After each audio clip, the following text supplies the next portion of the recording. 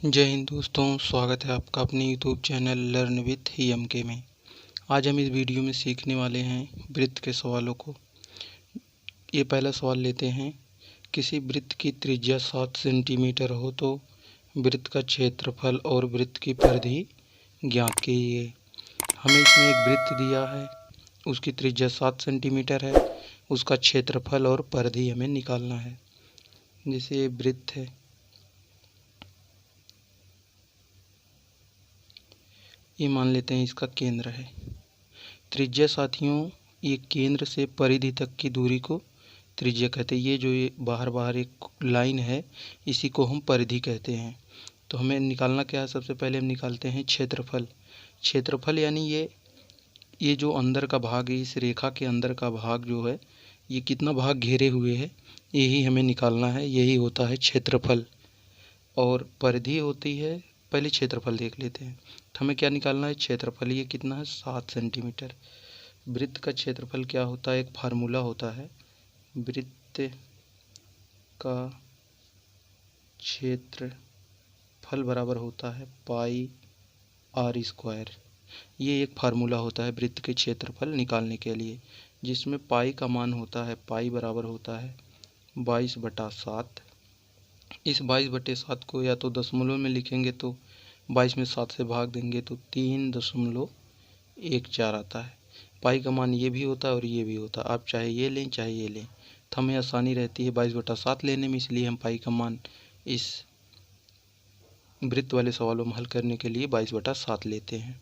ठीक है। और ये आर क्या है? ये हमारी त्रिज्या है। आर मीन्स होता है रेडियस। रेडियस को हिंदी में क्या कहते हैं? त्रिज्या। यानी ये आर हमारी जो है त्रिज्या है। अब इस फार्मूले में रख कर हम इसका क्षेत्रफल निकालेंगे। फार्मूला है क्या? पाई। पाई की जगह हमें कितना रखना है? 22/7। अब यहाँ जब कुछ नहीं रहता, इसका मतलब होता है साथियों गुणा।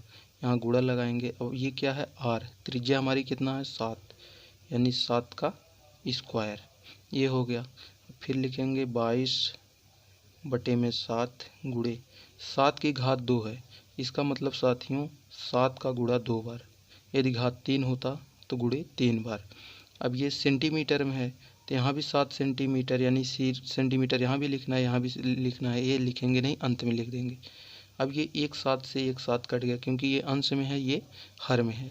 अब हमारे पास बचा क्या? हमारे पास बचा है सिर्फ 22 गुणे में ये वाला 7, और नीचे एक है। हर एक हो तो हर नहीं लिखा जाता। तब इसका गुणा करेंगे तो 7 दूनी 14 का 4 हासिल 1, 7 दूनी 14 और हासिल 1 15। ये हुआ हमारा 154। यहाँ भी सेंटीमीटर, यहाँ भी सेंटीमीटर। जब किसी चीज़ का 2 बार गुणा हो तो उसे हम घात के रूप में लिखते हैं। यहाँ लिखेंगे सेंटीमीटर स्क्वायर। क्योंकि ये क्षेत्रफल हमें निकालना है। क्षेत्रफल में हमेशा 2 डायमेंशन होता है, यानी एक लंबाई और चौड़ाई होती है। इसलिए ये सेंटीमीटर सेंटीमीटर का गुणा होके स्क्वायर हो जाता। यदि हमें आयतन निकालना होता तो आयतन 3 डायमेंशनल होता है। उसमें लंबाई गुणे चौड़ाई गुणे ऊंचाई होता है। यानी अगर सेंटीमीटर में है तो 3 बार सेंटीमीटर होता है।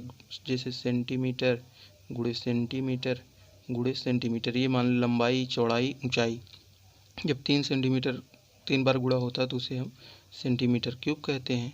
इसलिए आयतन निकालने समय क्यूब लगाया जाता है, और जब क्षेत्रफल निकाला जाता है तो स्क्वायर लगाया जाता है। अब दूसरे सवाल क्या है? वृत्त की परिधि। वृत्त की परिधि निकालते हैं। वृत्त की परिधि। वृत्त की परिधि का भी एक फार्मूला होता है। वृत्त की परिधि बराबर होता है 2 पाई आर। 2 ये तो डिजिट है, पाई का मान हमें पता है और आर का मान हमें दिया है, तो इसे निकालते हैं। तो यहाँ लिखेंगे 2 गुणे में पाई। पाई का मान कितना है? 22/7 गुणे में आर।